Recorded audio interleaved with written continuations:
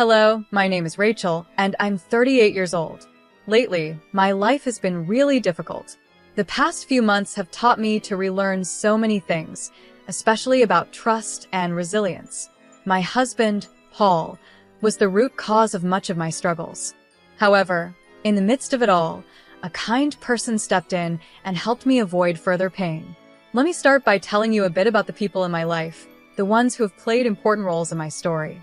First, there's my younger sister, Joyce. She's 5 years younger than me, and she's always been the pretty one. Growing up, we didn't get along very well.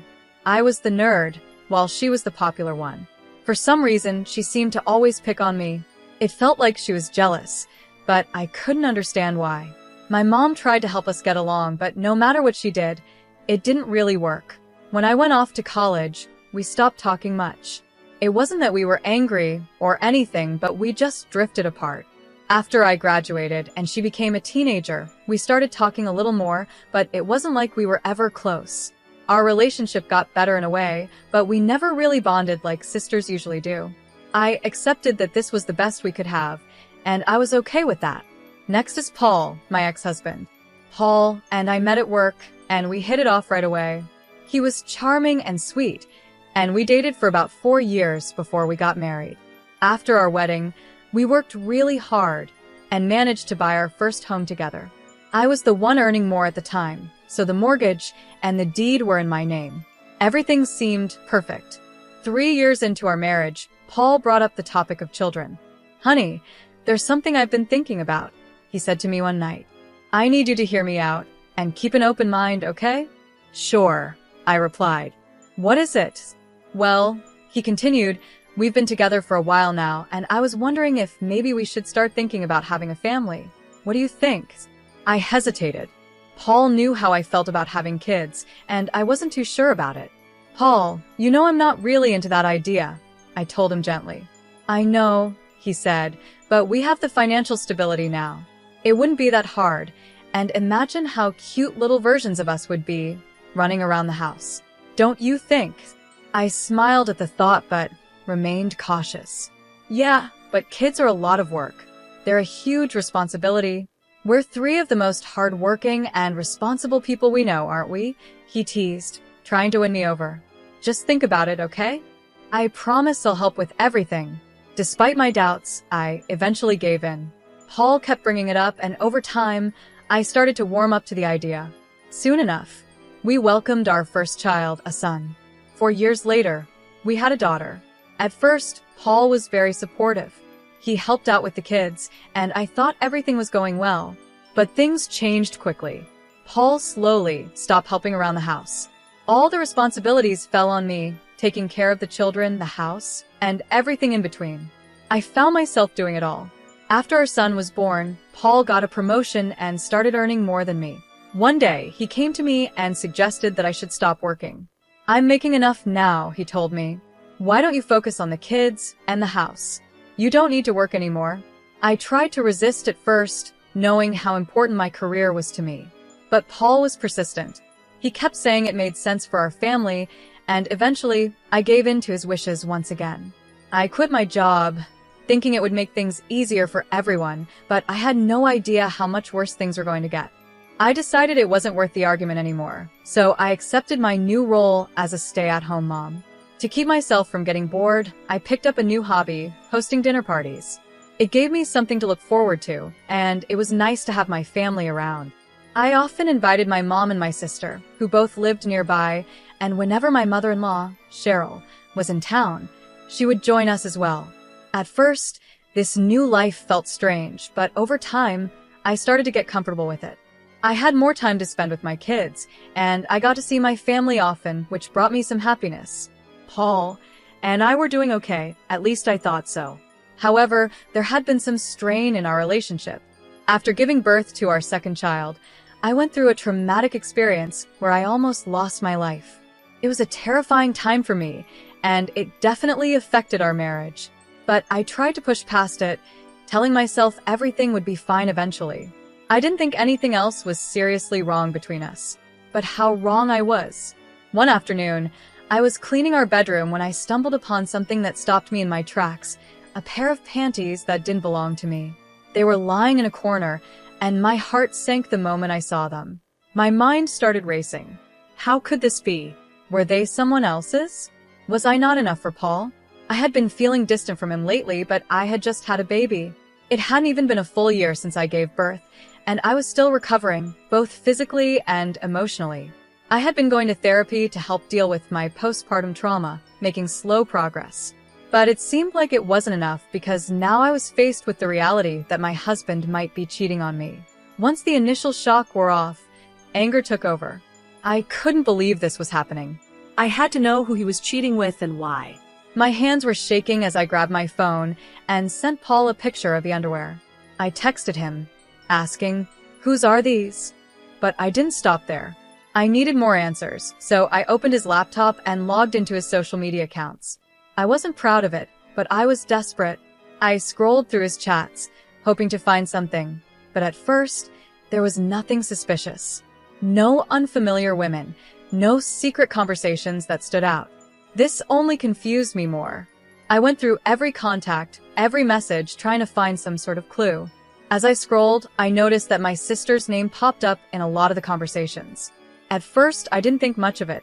After all, why would I be suspicious of my sister talking to my husband? But something in me pushed to check their chat history anyway. What I found made me feel sick to my stomach. Their chats were filled with pictures and videos of them in bed together. There were messages where they talked about how much they loved each other, and even plans for Paul to leave me. I was horrified. My own sister, the one I had known my entire life, had been sleeping with my husband behind my back. I couldn't believe it. I felt betrayed on a level I didn't even think was possible. My relationship with my sister had always been complicated, but I never imagined she would do something like this. First, I ran to the bathroom and threw up because the disgust was overwhelming. Then, I tried calling Paul, but he didn't pick up. My mind was racing with so many questions and I needed answers, so I did the only thing I could think of. I called my sister, Joyce. She answered casually, like nothing was wrong. "Hey, what's up?" she said. I could hardly contain my anger. "Don't, what's up me? Seriously, what is wrong with you?" Joyce sounded confused, like she didn't know what I was talking about. "What do you mean?" she asked. "I found a pair of your panties in my bedroom." I snapped. "Have you been sleeping with Paul's?" There was a brief pause before she answered, her voice almost indifferent. "Yeah, for a while now." My chest tightened with rage. "Why?" I demanded. "Why would you do this to me?" Joyce sighed, like she was annoyed by my reaction. "I don't know, Rachel. It just happened. You seriously thought it was okay to sleep with my husband?" I asked, my voice shaking. "You're my sister. How could you do this to me?" "I thought I was helping you out," she said, like it was no big deal. Helping me out? By sleeping with my husband. I could hardly believe what I was hearing. Joyce had always been self-centered, but this was beyond anything I ever thought she was capable of. Joyce's casual tone made it even worse. "Look, Rachel, you've been boring lately. I figure I'd step in since you clearly weren't making Paul happy." Her words hit me like a slap in the face. I couldn't believe that she was trying to justify her betrayal as if she was doing me a favor. At that moment, I realized that I had been blind to the toxicity in both my marriage and my relationship with my sister.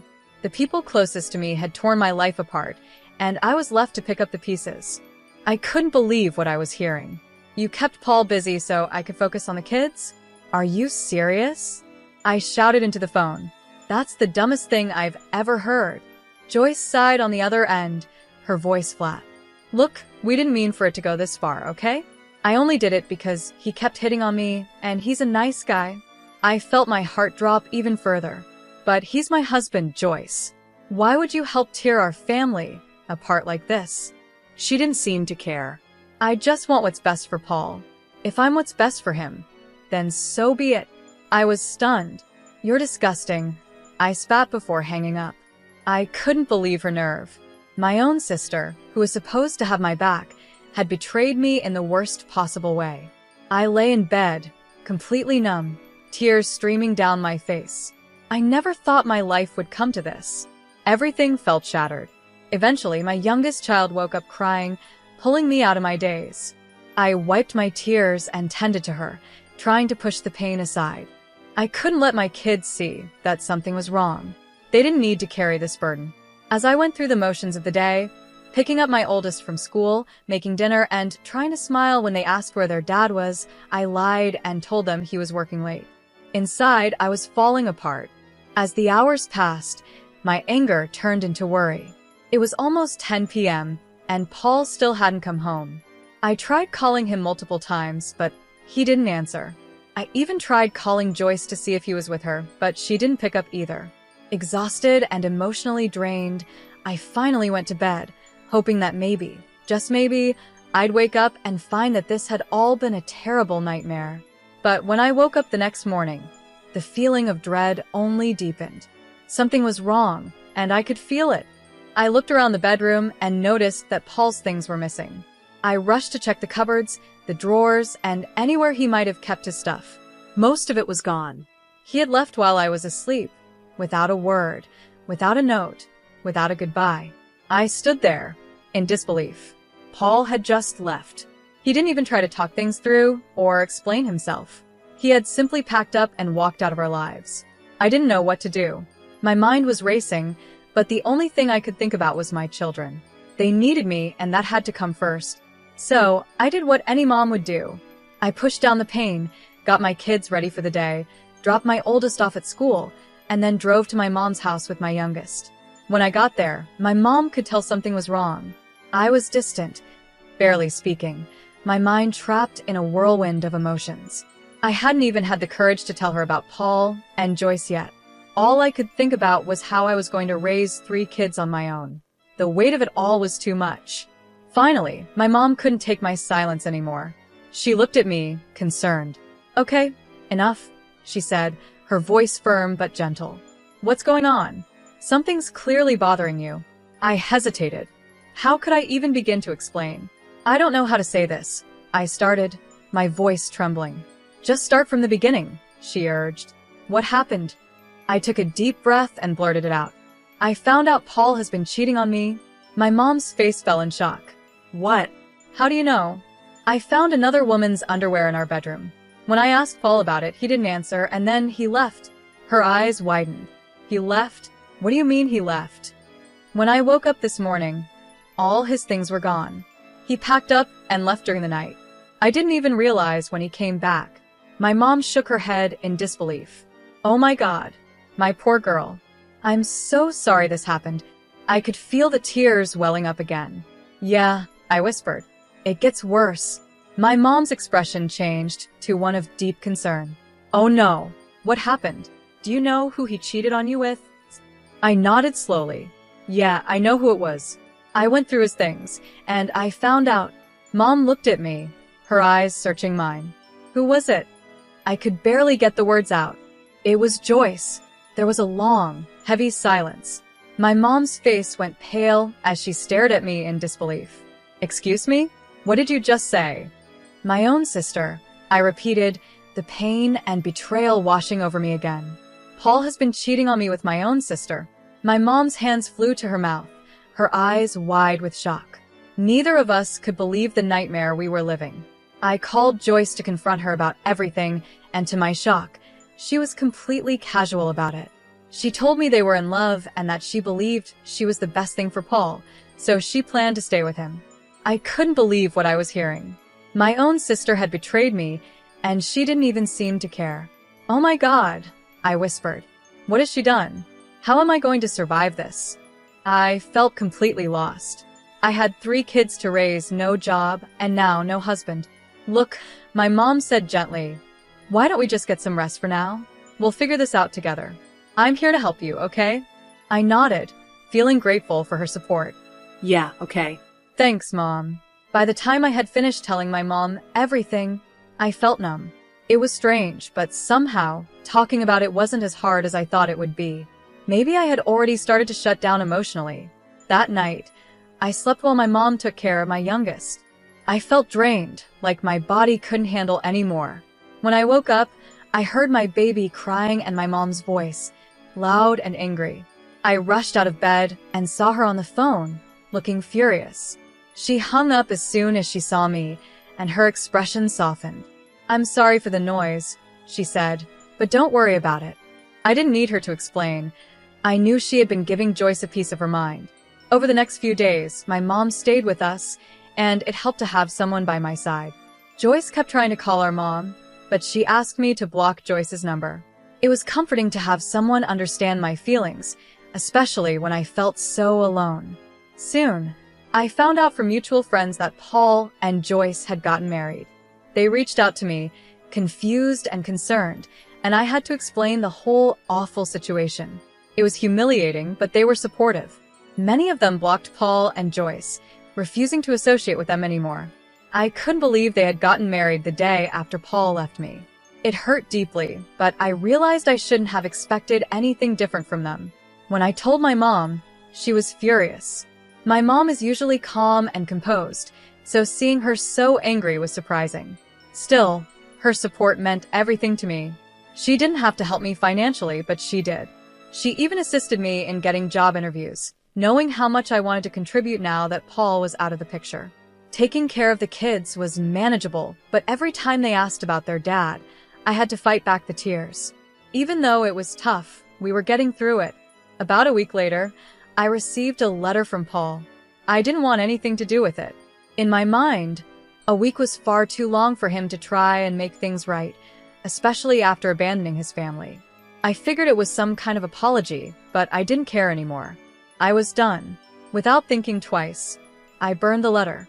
Afterward, I couldn't help but feel a twinge of curiosity about what it said. Sometimes I wondered if I should have read it before destroying it, but then I reminded myself that nothing Paul could say would change how I felt about him or what he had done to me and our kids. The next day, my mom and I decided to take the kids to the local fair. It was a much-needed distraction, and we had a blast. It felt so good to laugh and enjoy myself after everything that had happened.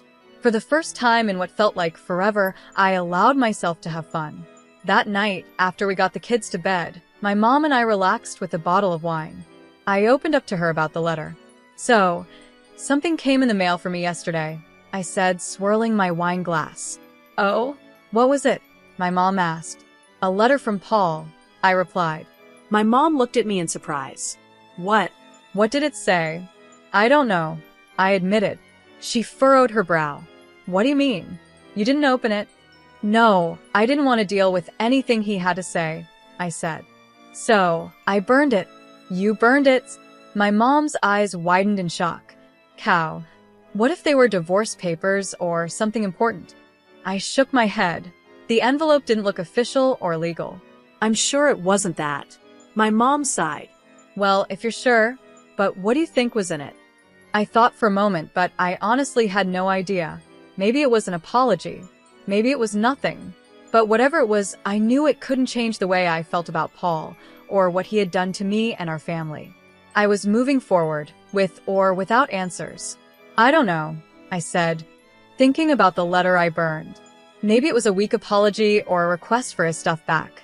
I wouldn't be surprised if that's all it was. My mom looked at me with concern. "How are you feeling about all of this now?" I sighed. Today was actually a good day. But it's tough, especially when the kids keep asking where their dad is. What do I even tell them? It's slowly getting better, but only a little. As long as it's improving, even just a little, my mom said reassuringly. "And you know I'm always here for you. I want you to know something. I'm cutting ties with your sister. Everything I have, it'll go to you and the kids." I was touched by her words.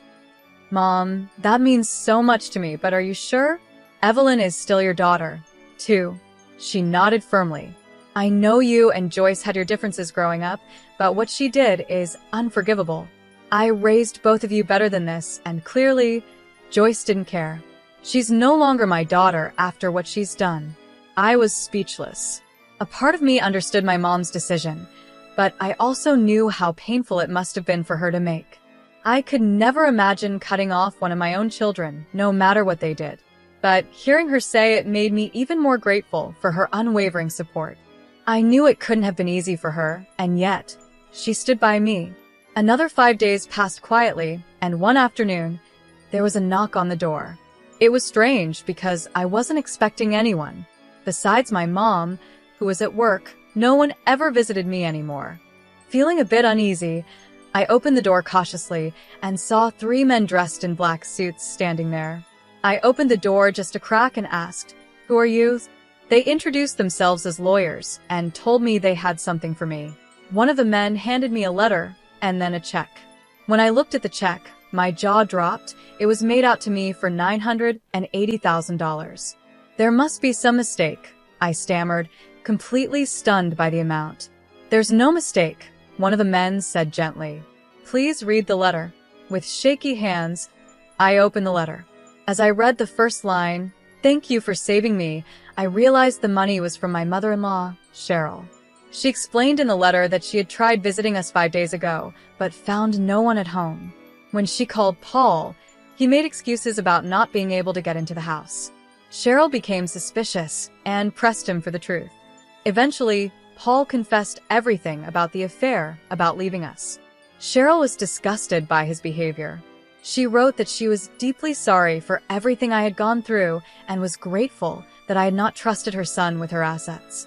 That's why she had decided to leave all her inheritance to me and her grandchildren. The check I held was part of that inheritance.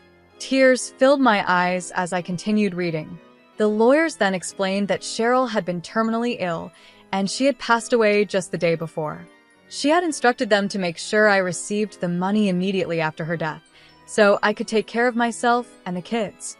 Her letter ended with a heartfelt thank you for preventing her from making a mistake in trusting Paul with her finances. I was overwhelmed by Cheryl's kindness. Despite everything, she had always been a woman of integrity, someone who stood up for what was right, even when it meant going against her own son. Paul had always been intimidated by her strength and independence, but I had admired her for those very qualities. As the reality of her passing sunk in, I couldn't help but cry. Cheryl had been remarkable, and even in her final days, she had thought about me and my kids. She had wanted to protect us, and in doing so, she left behind a legacy of generosity and care. It was hard to believe that someone who had no obligation to me anymore would go to such lengths to ensure we were okay. I wiped away my tears and thanked the lawyers for delivering the letter and check. They expressed their condolences and left quietly. As I stood there holding the check, I couldn't help but feel both sadness and gratitude. Cheryl's last act of kindness had given me a lifeline, something to hold on to as I rebuilt my life without Paul. Later that night, I sat with my mom and told her everything. "Mom," I said softly, "you won't believe this, but Cheryl left me and the kids her entire inheritance." My mom looked at me in surprise. What? "Why would she do that?" "She knew what Paul did," I explained. "She was disgusted by him, and she didn't want him to have anything. So, she gave it all to us." My mom sat back, shaking her head in disbelief. Cheryl was a strong woman. It doesn't surprise me that she'd do the right thing in the end. You and the kids deserve this after everything you've been through. I smiled through my tears. She was one of the good ones. I just wish I could have thanked her in person. "She knew," my mom said softly, in her own way, "she knew how much it would mean to you." We spent the rest of the evening reminiscing about Cheryl and how she had always had a quiet strength that people underestimated. Despite the pain and loss, I felt a sense of peace, knowing that I had people like Cheryl and my mom who truly cared about me and my kids. I found comfort in her. She kept her promise and supported me until the very end. A few days later, Paul called. I already knew what he was going to say, but I decided to listen. "What did you do?" he asked. "What do you mean?" I replied. "You know exactly what I mean, Paul. Be more clear." What are you talking about? "Why weren't you home that day? I specifically asked you to be there. I sent you a letter asking you to act like everything was normal while my mom visited." "Oh, was that what the letter said?" I asked, trying to stay calm. "You didn't read it?" "No, I burned it. You betrayed me. My mom was going to help me with the inheritance, but you took it all because you're selfish." I couldn't believe what I was hearing. "That's funny, coming from you. You abandoned your family and only reached out to me when it was about the inheritance. Love can't be forced, Paul. I did what was best for me, and your mother did what was best for us. Don't ever try to contact me or the kids again." Goodbye. After that, things happened quickly. I filed for divorce and was granted full custody of the kids. Paul tried to fight for the inheritance, but Cheryl had made it clear that it was for me, so he didn't win. He and Joyce tried to pressure me into giving them some of the money, but I refused to budge. Life has become easier since I got the money. I set aside a portion for my kids' college and invested the rest. My mom was able to retire, and I started working again. The kids have accepted that their dad isn't coming back, and when they're older, I'll tell them everything. I'm still healing, but I know things will only get better from here.